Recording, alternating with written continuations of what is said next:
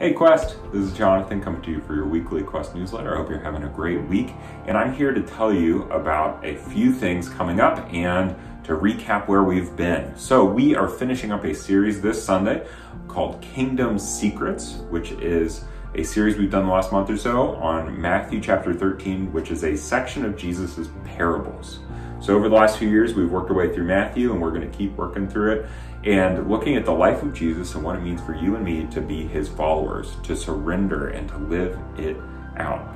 And this series on Kingdom Secrets is all about these parables where Jesus has said, this is what the kingdom of God is like. And then he uses all of these agricultural images, he uses metaphor, he uses these stories that are vivid with a point to really challenge people to think through where they're at with God and where they're at themselves, and to take steps on this journey.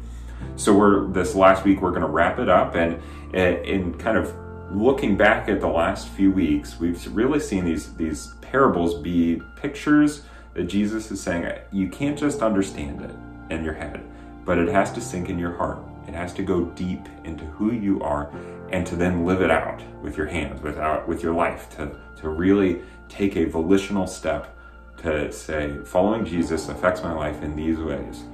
So the parable of the mustard seed, to know it starts small and grows big, to really let that sink in and say, what are the things that God is doing in my life or in our world or my community, and to say, I need to tend to this seed that's growing, and I need to expand, and it may take some time, but to be patient and work hard and to really live it out.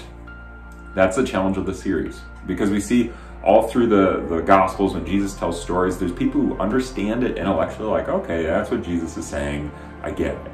But then they walk the other way and it doesn't change their life.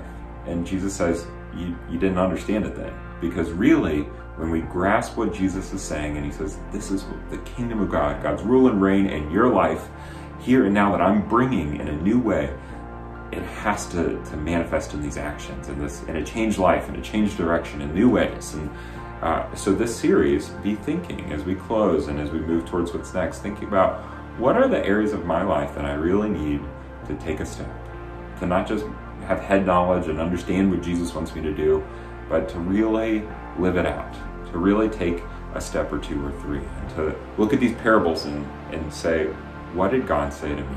Where did he challenge me? Where did he comfort me? Where did he exhort me? Where did he speak new truth to me? And to really do some self-evaluation. This is a great time to do it.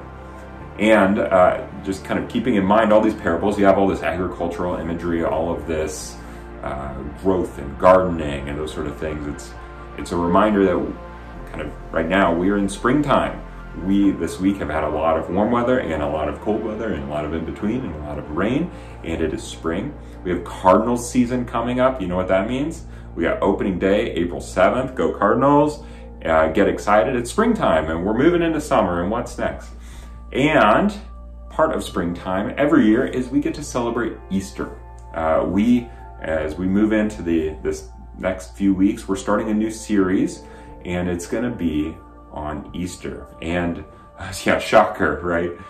We're going to take a couple weeks to look at kind of this picture of who Jesus is, tying in some of these identity pieces we saw in the last few months of Jesus's claim, saying, this is who I am. And it kind of comes, it really comes to a climactic point in his death and his resurrection, where everything points ahead towards that. And then the impact of these events in history roll out and having amazing effect in this world. And there's the central events in history, in human history. And so every year we reorient ourselves around that. We say, the death and resurrection of Jesus, it changes everything for me, for this world, for the church. It changes everything. And we need to continue to live out this newness of life that he's brought. And so we're going to look at different statements Jesus says, where he says, I am this. And he's going to talk about elements of who he is as God's suffering servant, as God's messenger, as God's person, good shepherd who gives his life, the resurrection he brings, the truth that he brings, the way of life he brings. There's all these different themes that kind of come together where Jesus says, this is who I am. And the cross and the resurrection and Palm Sunday, and each of their own unique ways really flesh out this amazing work that God has done in the person of Jesus. So prepare your heart for Easter. Prepare your heart and remember and think through, where do I need God's resurrection? Where are the areas of sin that I have to deal with that can't keep going, that they need to die? They need to be put to death on the cross. And Jesus has already done that and paying for it, but we need to take an active step to put an end to the sin in our life and to live new. This is a season of remembering and reflecting and just saying, I want to reorient and go a different direction. I want to go this way now. So it's Easter. It's a great time to do that. And not just for you, but also for your friends, your family, your neighbors, your coworkers, for everyone to hear this message of hope. So be thinking this Easter, not just about what God might be saying to you, but maybe someone you could invite to say, hey, come to Quest for our Easter service or Good Friday service or a Sunday, or maybe after, but especially right now, people, I think, are open to this message, and it is a great time to invite. So be thinking, who do you want to invite? So we'll talk more about that on Sunday, about what's coming up and inviting people. We're so excited to have you at Quest and all your generous care and work faithfully.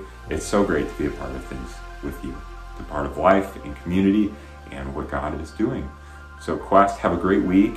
Check out our website for all the details of what you need to know. We'll see you on Sunday for church to wrap up our series on Kingdom Secrets. Have a great week. We'll see you Sunday.